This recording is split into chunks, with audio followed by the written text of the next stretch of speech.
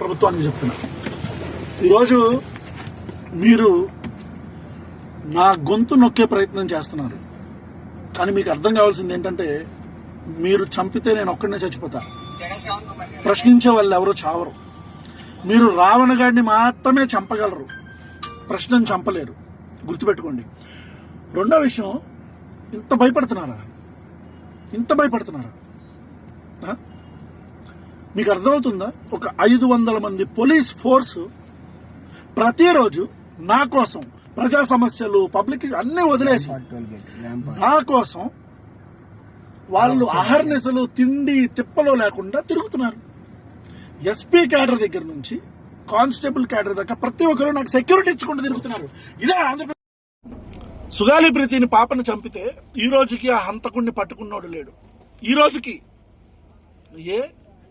నా కేసు అంత ఇంపార్టెంటా?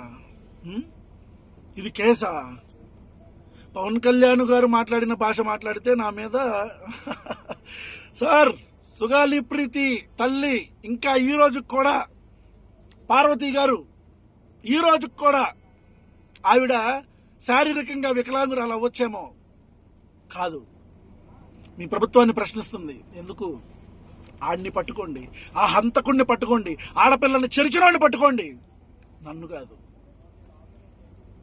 ఎనీవేస్, మళ్ళీ చెప్తున్నా, ఆంధ్రప్రదేశ్ ప్రజలారా, ఈ ప్రభుత్వం నన్ను ఖచ్చితంగా చంపడానికి ప్రయత్నిస్తుంది. నన్ను రావణ్ అనేవాడి గొంతు నొక్కటానికి, నన్ను చంపడానికి ప్రయత్నిస్తుంది రాష్ట్ర ప్రభుత్వం. నేను చచ్చిపోతే ఈ ప్రశ్నలు ఇక్కడ ఆగకూడదు. మళ్ళీ చెప్తున్నా, రావణ్ గారు చచ్చిపోతే ఈ ప్రశ్నలు ఇక్కడికి ఆగకూడదు. ప్రశ్న కంటిన్యూ అవుతానే ఉండాలా. మీరు ప్రశ్నించాలా.